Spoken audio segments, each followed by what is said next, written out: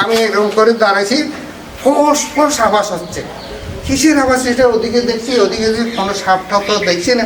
পিছনে দেখছি একবারে স্বর্ণের মতো রং একটা খড়ির সাপ আমার এই ইয়ে করছে, মানে ফোঁস ফোঁস করে আমাকে কামড় দেবে, এই ভয় দেখাচ্ছে। কত শত শত মুনি ঋষি এই পৃথিবীতে আসার জন্য তারা ব্যাকুল, কিন্তু সুষ্ঠু জটার পাচ্ছে না বলেই এটা আর হয়ে উঠছে না।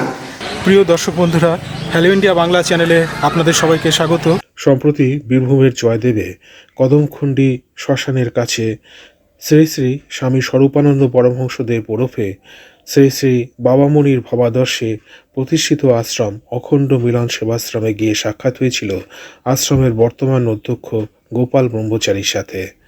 এই আশ্রমের সূচনা করেছিলেন আশ্রমের পূর্বতন অধ্যক্ষ স্বামী আত্মানন্দ মহারাজ। তিনি জীবিত থাকাকালীন গোপাল ব্রহ্মচারী আসেন জয়দেবের আশ্রমে। আশ্রমের এক প্রান্তে আত্মানন্দ ধ্যান কুঠির বানিয়েছেন তিনি, যেখানে ভক্ত শিষ্যরা এসে ধ্যান করেন। গোপাল ব্রহ্মচারীর মতে তার জীবনে অনেক অলৌকিক ঘটনা ঘটেছে, কিন্তু সেগুলি নিয়ে বেশি মাতামাতি করার প্রয়োজন নেই, কারণ তাতে মূল সাধনার ক্ষতি হয়। এই তো 60 বছর আগেই শুরু এই আশ্রম, কিন্তু খুব স্বল্প মাত্রায় উনি একটা ছাউনি করতেন ওই পলিথিন দিয়া, ওই ছাউনির নিচে মেলার সময় সব ভক্তরা দেখা দিত। এখানে আপনাদের আশ্রম তো দেখলাম বেশ অনেকটা জায়গা জুড়ে এই আশ্রম, এবং বেশ অনেক গাছগাছালিও রয়েছে দেখতে পাচ্ছি।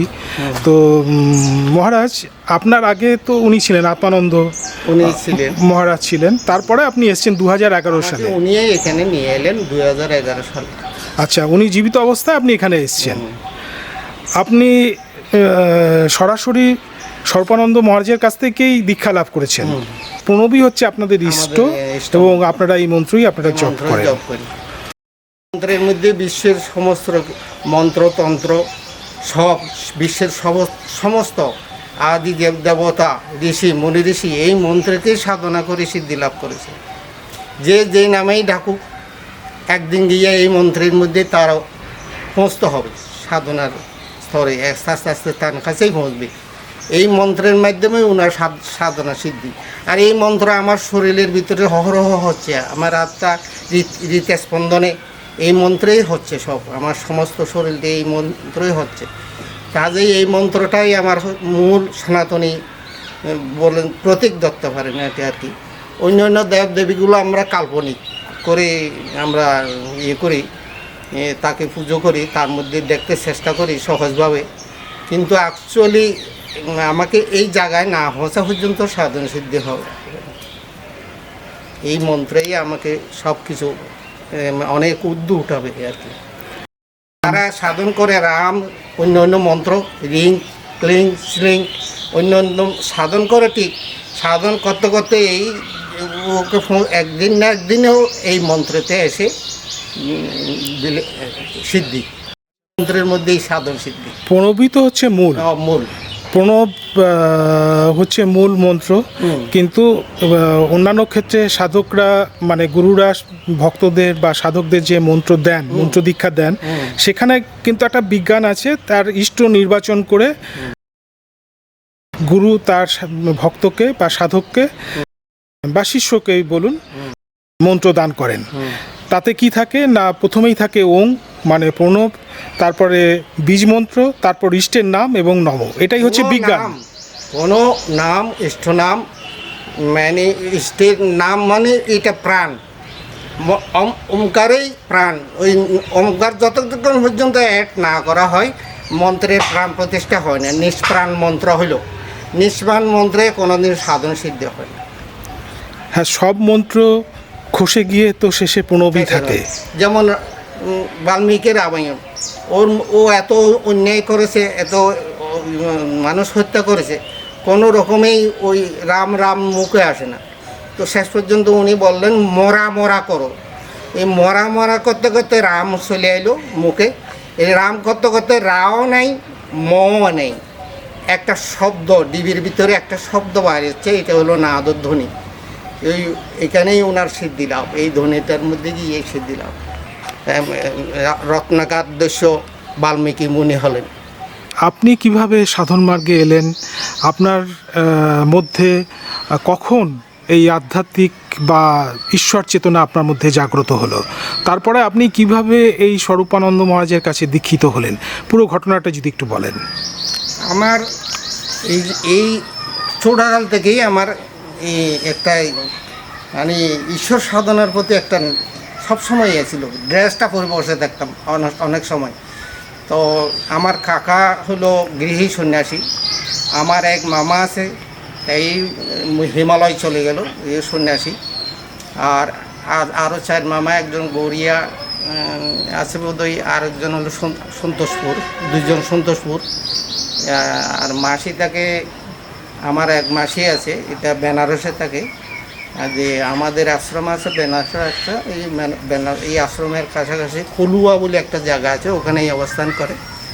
তো আমার আসার হলো এই ছোটোকাল থেকেই আমার রক্তের মধ্যেই সম্পর্ক আছে এই জীবনটার মধ্যে। এই হিসাবে এই আশ্রম জীবনে আসা, তো আসার মধ্যেও অলৌকিকত্ব কিছু আছে, আমি তো জানতাম না এই কোথায় কি টান সংস্পর্শ পাবো। তো উনি দেহ রাখার আগেই একবার আসলাম, আমি ওনার কাছ থেকেই দীক্ষা হলো। দেহ রাখার আগে উনি দেহ রাখছেন 1984 ইংরেজি। এর আগেই ওনার কাছে আমার সাধন মন্ত্র পাওয়া গেল। এরপর থেকে আর থামি নেই আর কি। বিভিন্ন জায়গায় এক ফুপুনকেও ছিলাম 10-12 বছর, 12 বছর পূর্ণ হয়নি, 11 বছর 9 মাস এরকম হবে। 3 মাস আগেই আমি চলে এলাম। তারপরে কলকাতা ছিলাম, এখান থেকে 11 সালে 1911 সালে এখানে আত্মানন্দ মহারাজ জি আমাকে এখানে নিয়ে এলেন। তো এখানেই সাধন জীবনটা বিশেষ করে আমার এইখানেই কন্টিনিউ হয়েছে আর কি। এই জায়গায় এটাতে মহাশ্মশান আছে, আমার আশ্রমের লাগোয়া মহাশ্মশান, সারা দিন রাত নাম চলছে। আর এখানে বড় বড় মুনি ঋষিদের এখানে পাদচারণা করেছেন ওনারা দীর্ঘ এক একজন মহাপুরুষ 110-112 বছর, 100 বছর 5 মাস এরকমের পর্যন্ত আছে। একবারে পুরো মনোহর খেপা, কাঙ্গাল খেপা, এরা অলৌকিক ধরনের মানুষ। এরা এদের এই রকমের জায়গায় এসে যে আমার জীবনটা এতটুক নিয়ে আসবে আমার আগে কল্পনাই ছিল না। ঈশ্বরের কৃপা ছাড়া কিছু হয় না, উনি যাই চান তাই হয়। এই হিসাবেই আমার আশা এখানে, এই আদর্শের অনুকূলে আসা। আমরা পূর্ব সংস্কার তো অনেক কিছু করেছে, আমাদের পূর্ব সংস্কারে পূর্বপুরুষের কষ্টিক পাথরের ইয়েও আছে, মানে কৃষ্ণ ফটো, তো কষ্টিক পাথরের ছিল ওইটা। তো ওটা এই যে আমাদের বংশগত ধরতে গেলে আমাদের কুলদেবতা হলো উনি। কিন্তু আমার বারবার মনে চাইতো যে না, আমার কোনো একটা সদ্গুরুর সন্ধানে ছিল সবসময় মনের মধ্যে এটা। আমাকে এই হিসেবেই উনি আশ্রয় দিলেন এবং আজকে এবং ওনার মতো একটা গুরু পেয়ে আমরা অত্যধিক ধন্য বলে মনে করি। জীবনটা আমাকে এই সাধনাটার অর্ধেক জীবন সদ্গুরু পাইলেই হয়ে যায়, অর্ধেক জীবন অর্ধেক সাফল্যতা। এবং ব্রহ্মচর্য, এই জীবনের মূল ভিত্তি হলো ব্রহ্মচর্য। আর ব্রহ্মচর্যের মূল হলো একাগ্র এবং একনিষ্ঠ একটা দেবতাকে নিয়েই পড়ে থাকা। আমরা নামরূপী ব্রহ্মকে পূজা করি, আমরা একটা দেবতারই পুজো, হাজার হাজার দেবদেবীর পুজো করি না। আমরা এইটারে নিয়েই পড়িয়েছে। যত মহাপুরুষ আছে একটা দেবতারই সিদ্ধি সাধনা, 1000 কোটি দেবতা সিদ্ধি করে কোনো লাভ হয় না। কথাতেও আছে এক ব্রহ্ম দ্বিতীয় নাস্তি, এক ব্রহ্ম দ্বিতীয় নাস্তি। এই হিসেবে আমরা ওনার কাছে যে নামটা পেয়েছি, অর্ধেক সাধন আমাদের হয়ে গেল, আর অর্ধেক আমাকে কষ্ট করে ভার হতে হবে। এইটাই হতে, এটা এখন কতটুকু গেছি, কতটুকু হয়েছি, এটা জনগণ এবং অন্য মানুষে খেয়াল করবে। আমাকে বলার আমার সামর্থ্য নেই, আমি কতটুকু বললাম।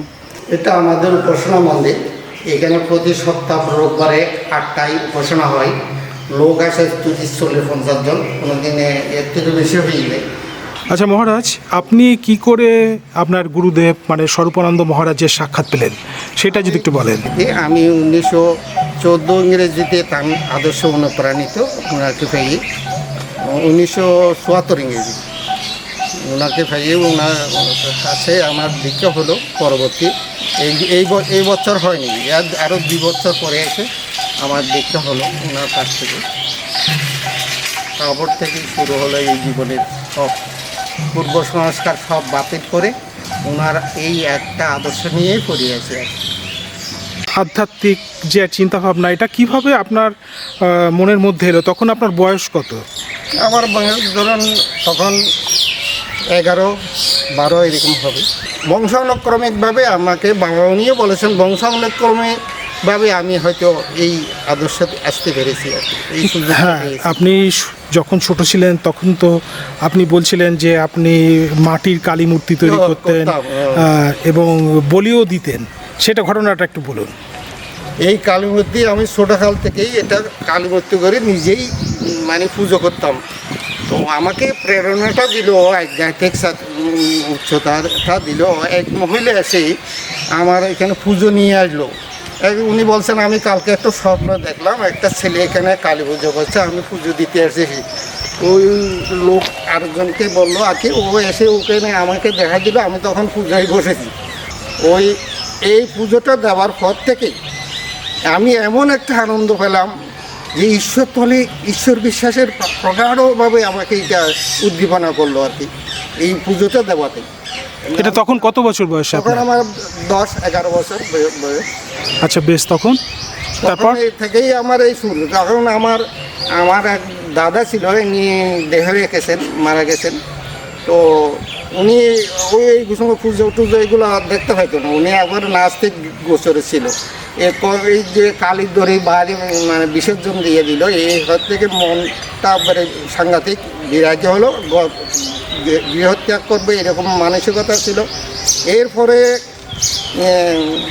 অনেক দিন পর বললাম তো 74 ইংরেজিতে আমার একটা সুযোগ হলো এই আদর্শে অনুপ্রেরণা পাওয়ার জন্য। আমার মামাই এটাই আমাকে ব্যবস্থা করেছেন, ওই যে তুই এইটাতে দেখ, তোর যদি মনে লাগে তাহলে এই সাধন সিদ্ধি এদিকেই তোর হবে, আর তোরকে এত কিছু চিন্তা করতে হবে না। ওনার প্রেরণায় আমি এই পথে এসেছি আর কি। ওই স্বরূপানন্দ আদর্শ, অখণ্ড আদর্শের মধ্যেই আমি পদার্পণ করেছি আজকে থেকে 1974 ইংরেজি থেকে। মহারাজ, আপনি একটু আগেই বলছিলেন যে সাধন করতে গেলে ব্রহ্মচর্য দরকার। এইটা একটুখানি খুলে বলুন। ব্রহ্মচর্যই সাধনের ভিত্তি। ব্রহ্মচর্য ছাড়া মানুষের চরিত্র গঠন হয় না, এবং চরিত্রের মূল হলো ব্রহ্মচর্য। আর ব্রহ্মচর্যের মূল প্রগাঢ় ঈশ্বর বিশ্বাস। এই দুইটাকেই মানুষের উচ্চতার মধ্যে, আধ্যাত্মিক উচ্চতাতে আস্তে আস্তে উত্তীর্ণ হয়। কাজেই আর ভারতের আগেই ছিল ব্রহ্মচর্য, তারপরে বানপ্রস্থ এই সমস্ত ছিল আর কি, স্থ ছিল আর কি। ব্রহ্মচর্য হলেই মানুষের মানে চারিত্রিক হতে আরম্ভ করে সব কিছু, তার সাধন উচ্চতাতে আরম্ভ করে সব কিছু তার আস্তে আস্তে প্রোগ্রেস হতে থাকে। মূল ভিত্তি সাধনা, মূল ভিত্তি হলো ব্রহ্মচর্য। আপনারা সন্ন্যাসী, কিন্তু আপনাদের তো গৃহী সাধকরাও আছেন যারা স্বরূপানন্দ মহারাজের কাছ থেকে দীক্ষা নিয়েছেন। বলছি, আমাদের কর্মসূচি হলো গৃহী সাধকের মধ্যে, কারণ আমরা বংশ অনুক্রমিকতার মধ্যেই বিশ্বাসী। একটা ফল, একটা ছাগল, একটা গরুকে হাইব্রিড করে এটাকে বড়জাত করে, এটা উন্নত করে, স্বাভাবিক থেকে আরও অনেক বড় কিছু করে।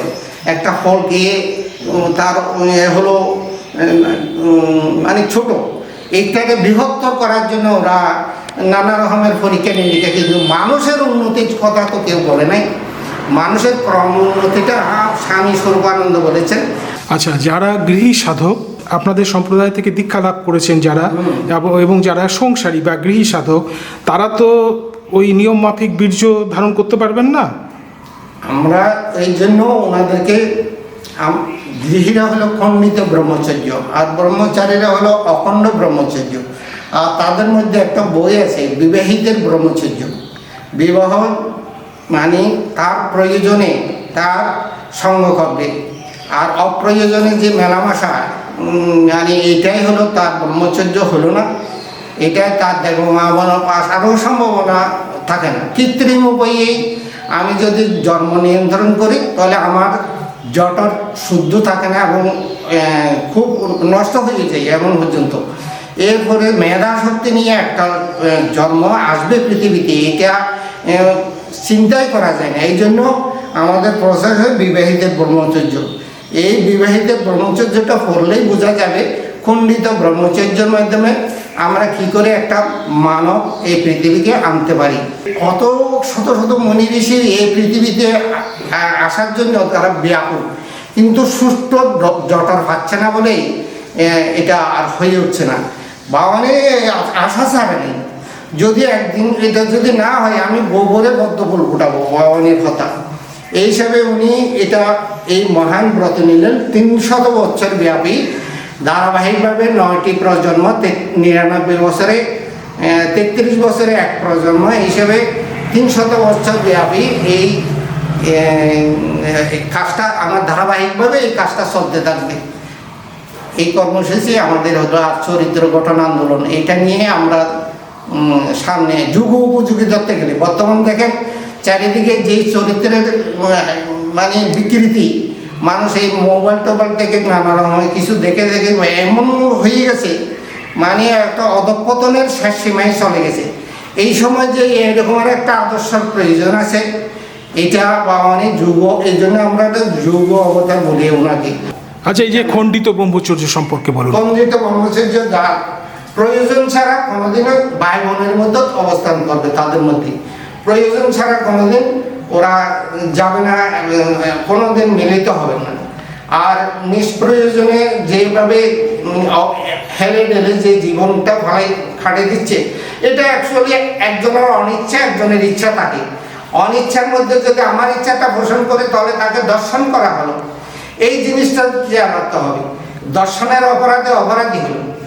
আমাকে উভয়ের যে একটা পরিকল্পনা, এই পরিকল্পনার মাধ্যমে যে একটা প্রজন্ম যদি আমার আনতে হয় এই পৃথিবীতে, তবে পবিত্রতার মাধ্যমে এই জিনিসটা করতে হয়। এই দুজনেই পবিত্র এবং দুজনের পরামর্শে এই জিনিসটা তারা যাইয়া একটা প্রজন্ম আনার চেষ্টা করবে।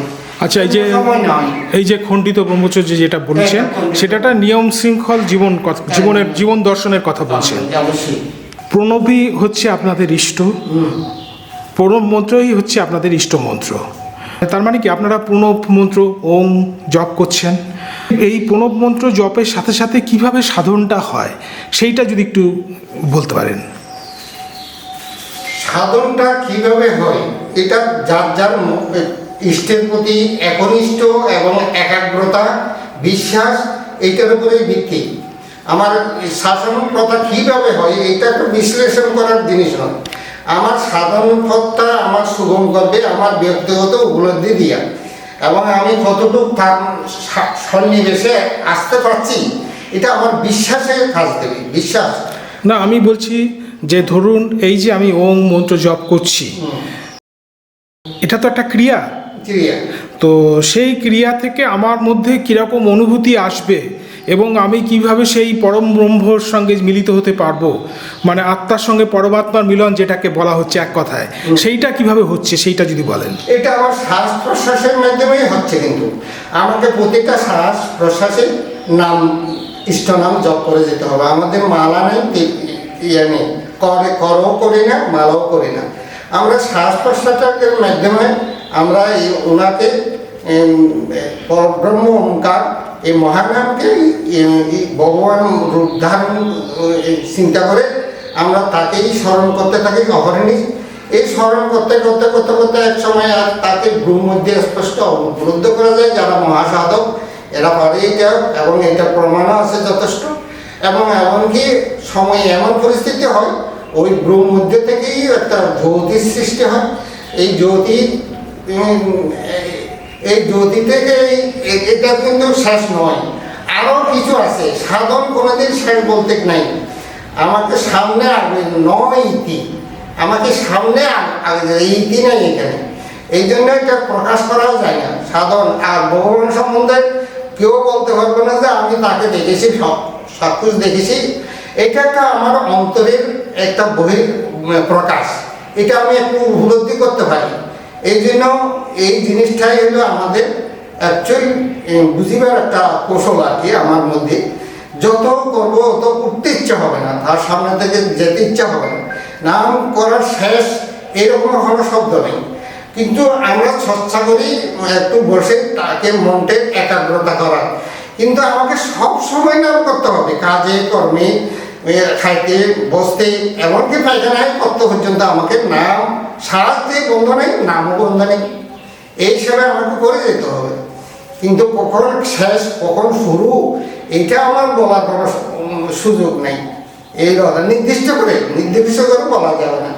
সাধন করছি এটার উপলব্ধিটা আমার ভিতরে কিছুটা মনে হবে, আর পুরো অন্যেরাই বুঝতে পারবে যে আমি কতটুকু করছি, কতটুকু উপরে উঠলাম।